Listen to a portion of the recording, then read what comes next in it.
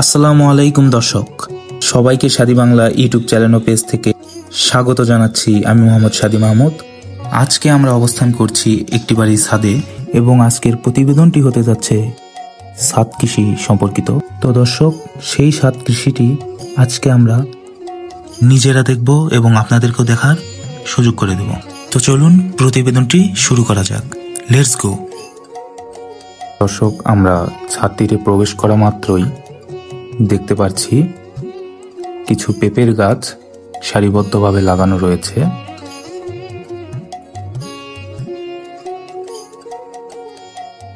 আমরা যদি একটু লক্ষ্য করি তাহলে দেখতে পারি যে গাছগুলোর আকৃতির তুলনায় ফলন হয়েছে প্রচুর। দর্শক, এখানে বস্তায় মাটি রাখা হয়েছে নতুন চারা রোপণের জন্য এবং তার ঠিক এপাশটায় আমরা দেখতে পাচ্ছি মাটি সংরক্ষণ করা হয়েছে চারা রোপণের জন্য। দর্শক, এ পাশটাতে বেড়ে উঠেছে সিম গাছ এবং ধারণ করেছে তার চিরচেনা সবুজ রং। ছাদটিতে আমরা দেখতে পাচ্ছি নয়নতারা ফুল এবং বহু গুণে গুণান্বিত অ্যালোভেরা। আমরা দেখতে পাচ্ছি তুলসী গাছের মতো ঔষধি গুণসম্পন্ন গাছ। দর্শক, এই মুহূর্তে আমরা দেখছি ড্রাগন ও লেবুর গাছ। যদিও ড্রাগনের মৌসুম প্রায় শেষ, তবে ভরা মৌসুমে গাছটিতে নাকি অসংখ্য ড্রাগন এসেছিল।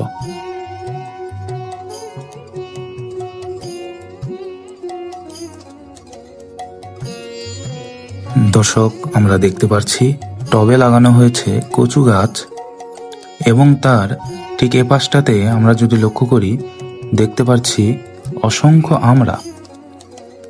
আমরা গাছটি আকৃতিতে ছোট হলেও এখানে থোকায় থোকায় ধরেছে অনেক আমরা, যেগুলো খেতেও ভীষণ সুস্বাদু ও মিষ্টি।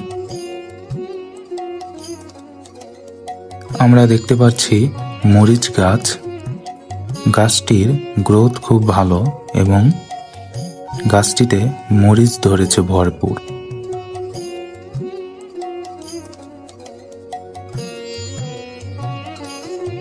দর্শক, আমরা যদি ছাদটির কিনারায় খেয়াল করি তাহলে দেখতে পাচ্ছি যে এখানে বেয়ে উঠেছে পুঁই শাক।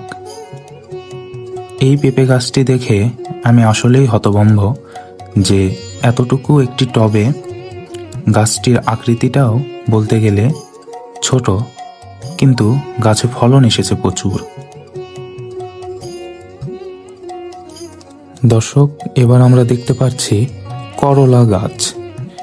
করলাগুলো দেখতে যেমন সুন্দর, খেতেও তেমন সুস্বাদু।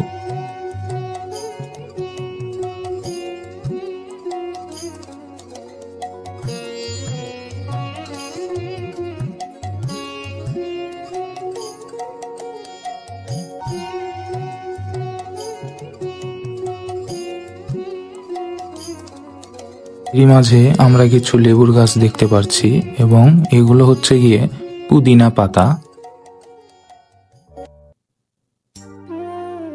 দর্শক, আমরা মূলত এই ছাদটিতে ফুল, ফল এবং ঔষধি গুণাবলী গাছগুলো দেখতে পাচ্ছি। এই ফুলগুলো দেখতে ভীষণ সুন্দর লাগছে, যা ছাদের সৌন্দর্যকে বাড়িয়ে তুলেছে।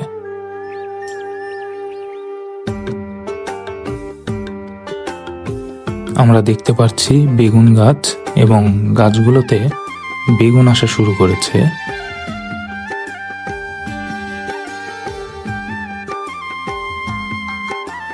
তার ঠিক পাশে আবার দেখতে পাচ্ছি কাঠগোলাপের গাছ।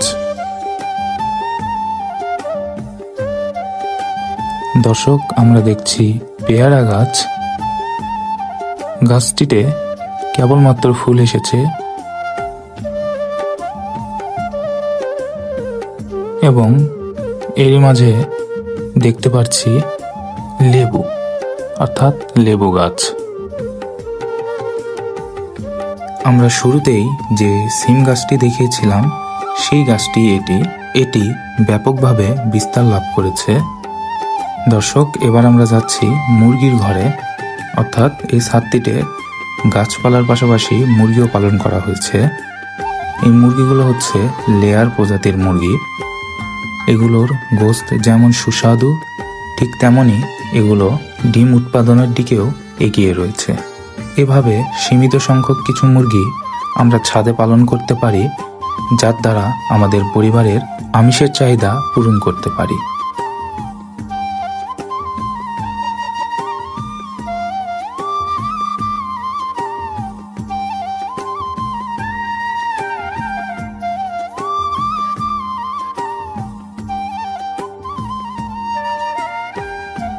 তো দর্শক, কেমন ছিল আমাদের সাত কৃষি অবশ্যই আমাদের কমেন্টে জানাবেন।